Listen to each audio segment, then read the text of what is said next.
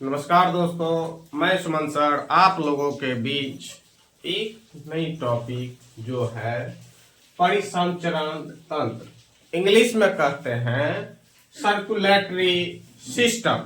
चलिए उसके बारे में हम लोग समझते हैं। सर्कुलेटरी सिस्टम जो है हम लोगों को शरीर में ब्लड का जो सर्कुलेशन होता है पूरे बॉडी में, उसी के बारे में इसमें चर्चा की गई है। सभी पदार्थ के परिवहन के लिए शरीर में परिसंचरण तंत्र का विकास हुआ।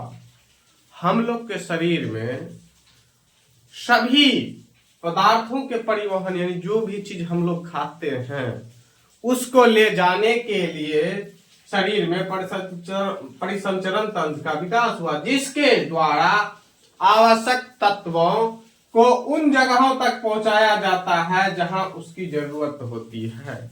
जैसे पानी की जरूरत शरीर को है, हवा की जरूरत है, भोजन की जरूरत है। यहाँ किसको कहाँ रखना है वह माइंड डिसाइड करता है। जैसे हम लोग जो डिलीवरी बॉय को कहते हैं फलना ने फलना जगह आइए, जहाँ का एड्रेस देते हैं वहां पहुंच जाता है ना। उसी तरह हम लोग जो भी पदार्थ खाते हैं तो बॉडी को जहां पर जिसको जरूरत पड़ती है वहां पे पहुंचा दिया जाता है। अगला है परिसंचरण तंत्र हानिकारक पदार्थों को इन जगहों तक पहुंचाया जाता है जहां से वह शरीर के बाहर या शरीर से बाहर निकल सके। जैसे कोई जो जहर जो खा लेता है तो किडनी अलाउ नहीं करता है, कहता है निकालो इसको। बचने वाला रहता है तो जाके डॉक्टर के पास जाता है तो उसको उल्टी करवाया जाता है जबरदस्ती, तब जाके बच सकता है। या सांप काट लेता है तो उसको भी डॉक्टर ने एंटीवेनम का सुई लगाता है जो उसके शरीर में जो जहर फैले हैं उसको कंट्रोल किया जा सके।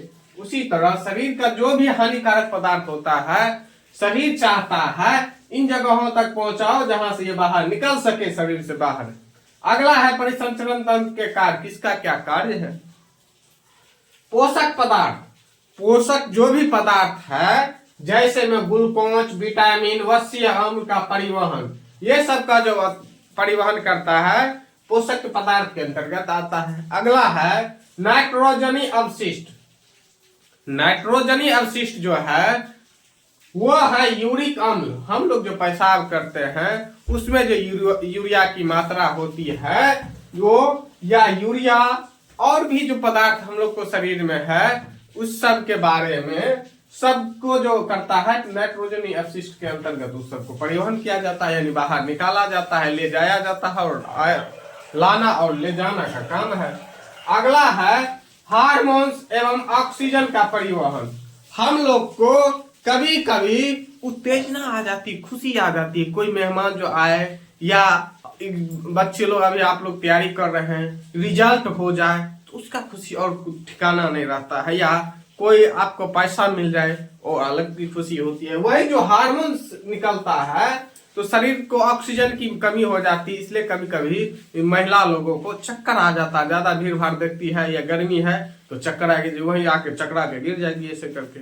तो वो होता है क्योंकि ऑक्सीजन की लेवल उसके बॉडी के पूरे अंग में नहीं पहुंच पाता है, इसलिए ब्रेन कहता है दूर हटाओ, सो जाओ चुपचाप। इसीलिए महिला लोग या पुरुष भी कोई कोई वो बेहोश हो जाते हैं। अगला है एनिमल में प्रवाहित द्रव के आधार पर सर्कुलेटरी सिस्टम को दो भागों में बांटा गया है। एनिमल के अंतर्गत हम लोग भी आ जाते हैं। जो भी जीव है, जीव में जो बच्चे को पैदा करते हैं जिसको हम लोग मेमल्स कहते हैं, मेमल्स के अंतर्गत जो भी आता है जीव, सभी को प्रवाही द्रव के आधार पर सर्कुलेटरी सिस्टम, यानी जिसको शरीर में खून हो, परिसंचरण तंत्र हो, यानी खून एक जगह से दूसरे जगह तक जाया करे, उस तरह परिसंचरण तंत्र का पहला है जल परिसंचरण तंत्र। हम लोग जो पानी पीते हैं उसको ले जाने का कार्य, यानी प्रमुख तत्व इसमें शरीर जो रक्त के स्थान पर जल का प्रवाह होता है।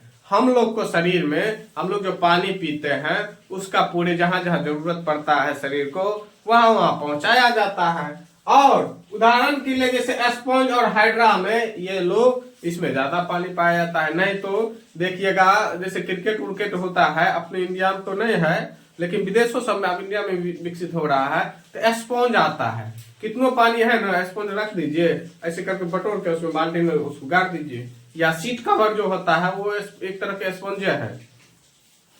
अगला है हाइड्रा। हाइड्रा भी पानी में ही पाया जाता है।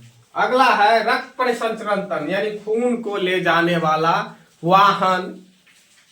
इसमें शरीर में रक्त का प्रवाह होता है। हम लोग को जो नस है, नस से हम लोग को पूरा शरीर में खून को प्रवाह करवाता है। अगला है, इसके अंतर्गत सबसे अच्छा है सभी केशोरुकी होता है। सभी केशोरुकी यानी जो भी हड्डीधारी, रीढ़धारी, या जो भी रीढ़धारी नहीं हो उसके में भी खून का परिसंचरण तंत्र होता है। जैसे आप कहिएगा सर घोंघा में तो नहीं होता है, घोंघा में भी होता है, उसमें व्हाइट ब्लड सेल होता है।